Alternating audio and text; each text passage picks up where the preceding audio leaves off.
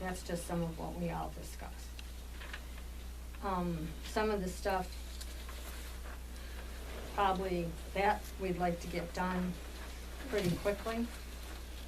Some of the other stuff you can read through and see will be a wish list for the future. You were thinking about Lowe's, right? Yeah. You think about Skip's flooring and Dan Still, see what he can do for us? I mean, Oh. he might do You're anything. right. I think that's a good idea. He's got an office in Newport. Mhm. I mean, maybe he can, maybe he can't, but at least we gotta give him a try, he's local. Definitely worth a try.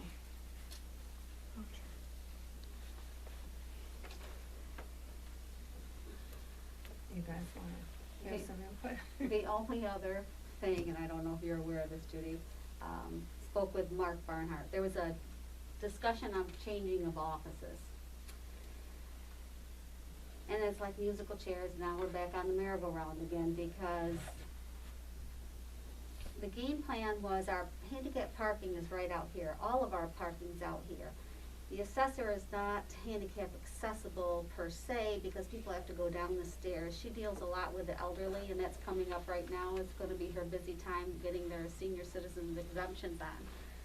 And they have to come in and bring in her paperwork. So the idea was to get her more out front, so then it was, maybe she'd switch with the police office wanted Martha's office. Martha's the one that people come to see, so she needs to be up front. Code office, people come in to see him, he needs to be up front.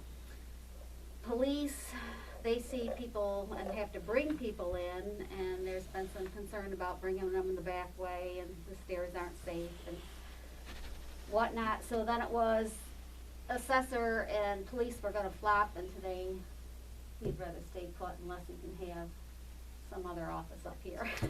So, Oh, I didn't hear so we're that one, still thinking, his concern is, and his office has too many doors. He doesn't know who has keys, keys have been issued out, nobody's returned them in. We have no tracking of them. There's access to the basement, which we need to get to reset the modem, so people have to go through there. He claims sometimes his computer's been messed with, or his camera's been messed with, or paper's been messed with, so those are concerns of his, and I agree with him. He has keys on things and locked up evidence and whatnot. But we really should look at who needs to be accessible to the public, who does the public see, and see if we can go from there, is my take on it. So, that's where we are. Start from square one again, after we meet on Friday. You gotta get the floor done either way you look at it. Yeah. Right, the the back floor part has needs to to be be done. done. So everything's gonna be moved up here into the lobby, so we'll be under construction again, bear with us. Well, and the 2 bathrooms have new appliances, and The windows in the assessor's office Right. leaks, and they have mold issues back there, so that needs to be taken care of. the How- only, no, go ahead. Sorry. How soon does the bathroom up here have to be accessible? Handicap accessible, the 6x8?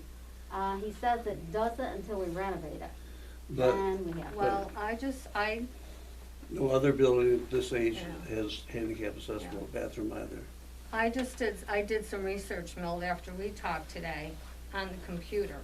And the only thing that I can find, is if we do the the handicap commode and the railings, that the only, if you're they say you're not really grandfathered in, but if you're not, doing a major remodeling, which we're not, that unless you have, a disabled employee who has the need, you would have to modify it for them. But if you don't have one, you don't have to go through all those steps of it. And we'd have to check with, And I think Chuck code. said something about that. Wasn't Yeah. it, if you did 50% of it, then you had to. Right, so Right. if We're we- still gonna from- use the right. handicap commode and. Right, and it would only, we can't discriminate and not hire somebody because they are disabled. We already do that. Because we, but, and then we would probably have to address it, but right now, according to New York State, we would not have to make that room 2 feet bigger.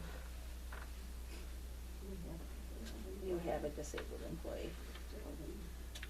But that's for a wheelchair turnaround, and she doesn't use a wheelchair, Yeah. so that's not a problem. Well, if that is, then we'd have to address it, but we don't have to do it this week or next week. We can, And he said the door didn't have to be only 32 and if the wheel. no, it would have to be 36. Okay, see, he said If we only 32. no, if we made it bigger, it would have to be a I think 36. Cheryl, I think you're right. I think I'm 32 for a wheelchair. Well, that's what Chuck said, we Mhm. don't, we Oh. do not have to go to 36. They changed it. Because a wheelchair won't fit through a 32. But he also said today that's a 30. Oh. That I didn't measure it, so, you know. Kind of a moot point. But, yeah. Why not? We'd be, When we'd we be get making there. it bigger anyway, so, yeah, Yep. we can.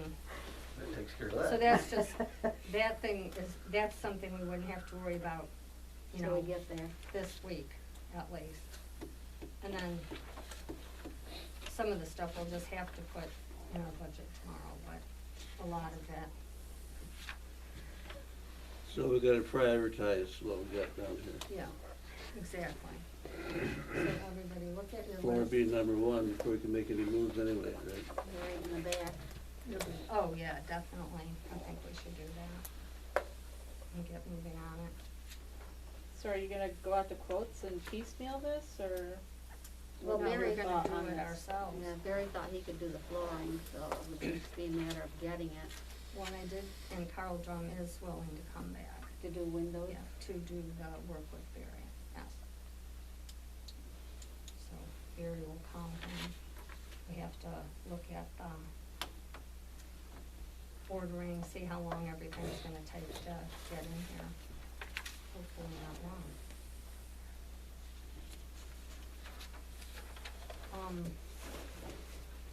Park update, Cheryl, do you? Has that changed any since we talked? Nothing I found out.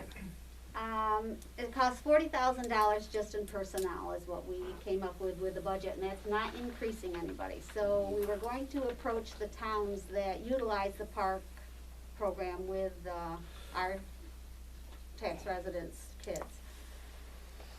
And before we did that, we thought of COVID and what responsibilities and changes would have to be done to the park. So I called the DOH and got a hold of a gentleman, and he said, COVID regulations are changing on a daily basis, so all he could do would give us right now. We'd probably have to increase staff because of social distancing. You'd have to have more employees because you'd have smaller groups of students. He didn't know about them being masked in the pool. He didn't know about the dressing rooms, if those would have to be offline, such as they do in the stores. Therefore, people would have to come in their suits. Didn't know how much cleaning we would have to do. Said to call the state economic department, was that it? Development. And they would govern more things like that. Our concern was, all right, playground equipment, does you allow this group of children there, then you gotta go wash it all down. Where there are just too many unbearable. So then I asked him, all right, can we just open it up and just leave it open? People use it as they want, close off the pool area, but the playground would be there. You would just have a sign that says, that you see now in state parks, this facility isn't cleaned. And you're on your own. And he said he didn't know about that. That's where, because they govern pools, to call the development. So that's where we're at. But Don't, I'm leaning more towards not doing it. don't sound good to me. There's just too many unknowns. I'd hate to tax the taxpayers when you don't know if you're gonna utilize that, but just maybe be able to open it up as a regular park, just depending on what happens with COVID. What about pavilion rentals? That would be the same thing, we'd have to reimburse their money. We can't guarantee we're gonna have somebody up there to clean it after each party. It could be a first come, first serve, or it's just close it off altogether, I don't know. Cheryl, are you talking about opening the park to the public with or without the pool? Without, Without, yeah. because then, that way you wouldn't have, you could always use, latrines like they have at, state parks, and they just, you make sure you have your sanitizer with you and whatnot, and they're cleaned on picked up and certain things like that. I don't know. Don't know what the answer is. Anybody else know of anything? Any parks are out there that are open now, have been open this summer? But that's what I see when I go to them. You make sure you have your own stuff with you.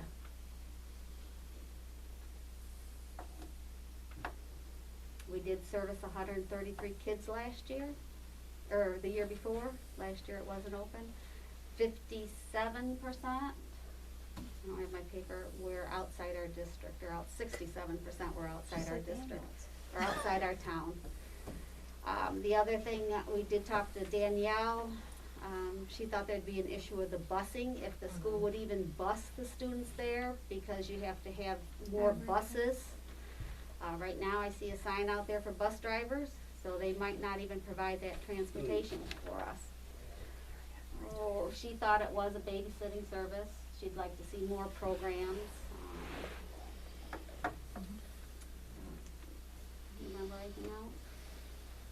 No, I think we've, been over it. The problem is we have to make a decision at this point because of the budget, and we'd have to start hiring people in February, And she didn't think with charging people, because a lot of people are unemployed because they're not working because of COVID.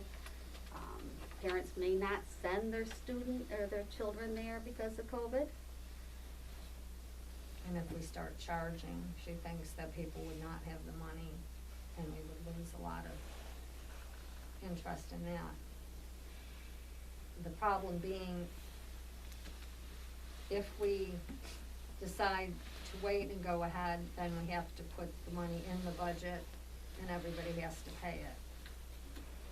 And I think the likelihood of COVID being over in time to ensure we can run a program is probably less than 50%. But I would like to see the park at least open to the taxpayers at Cohocton. As a carry in, carry out, and Come, first serve, so then you would not have the rentals. We'd have to reimburse everyone that week. I think you're how asking many for do you trouble. think we have now? There's If quite a we few reimburse from them this year and that not just have wanted to rentals. move their I date know. until next year. Some of them wanted refunds. I don't We've think already we can done afford those, but the ones liability. that moved them Oh, to to next year, keep it it'll just be the open. same format. I know, do you think there's like 10, 20? Saturdays and Sundays in July and August, so 3 pavilions, 8 weeks. 20 a month. Because we want to let them know as Right. soon as we possibly can, because they already, most of them rolled over from last year to this year. And I don't see any way we can rent the pavilions without having staff there to take care of it. Only if they do, they have it reserved, you clean up after yourselves, the next people coming on, you make sure you clean before you use it, and be Not up to to look them. around. Yeah, But that's not gonna happen because you just No, have to it's implement a not. carry in, carry out Right. policy because Mhm. people don't do that. That is correct. We tried that already.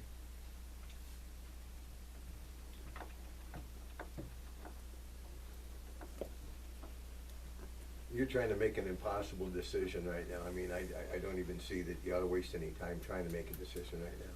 You get CDC guidelines, you get health department guidelines, you get New York State guidelines. We get updates continually. We are just blasted with updates. And it changes all the time. So for you guys to sit there and try to make a decision on this right now, I don't think he can do it. I agree with you 100%. It's just too iffy all the way around. I don't wanna tax the taxpayers.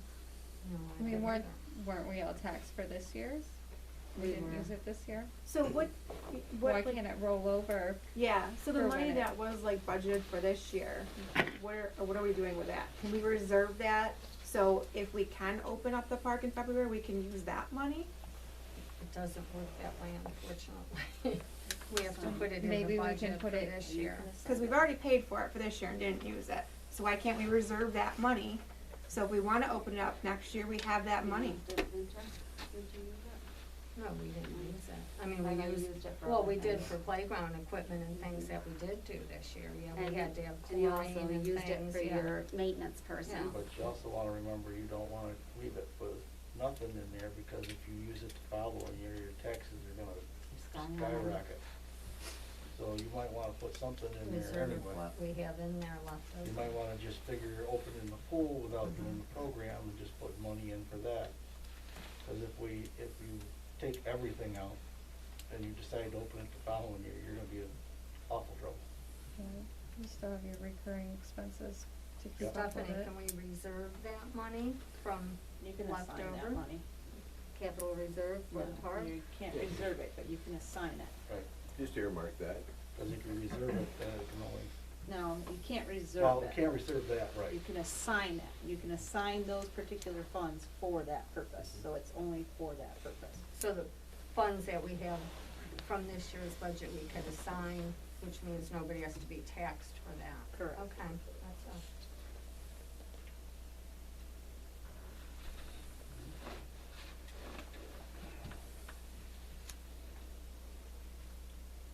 Does somebody wanna make a motion?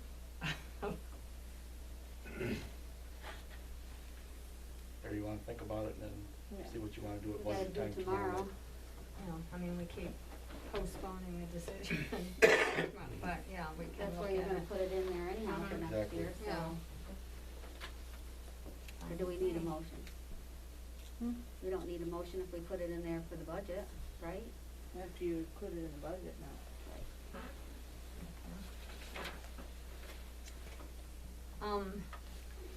We postponed ethics board appointment. I don't know, if we wanna still wait on that to see if there's any more interest. We now have 3 letters. There was discussion about enlarging the board to 5, which has been recommended. So I don't know if we wanna wait with everything else. That doesn't affect our budget or anything, obviously.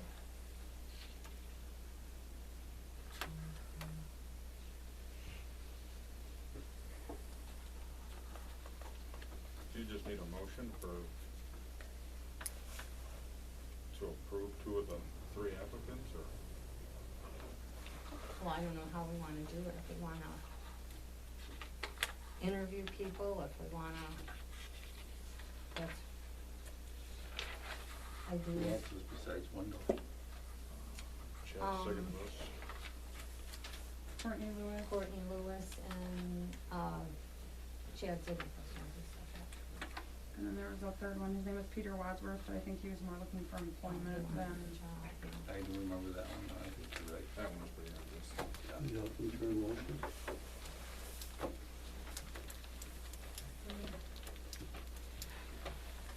Are you open for a motion?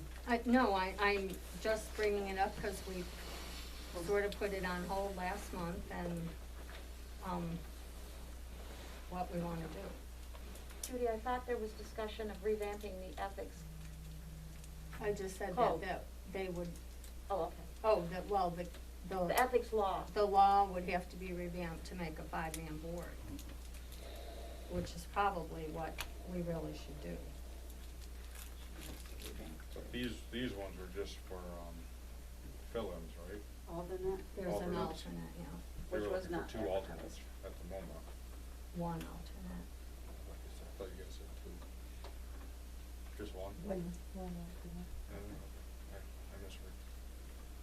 No, 'cause there's 3 and they have 1 alternate now, so they just, I think because people are so hard to find to do these jobs with, I think it ought to stay at 3. We have 3 people right now.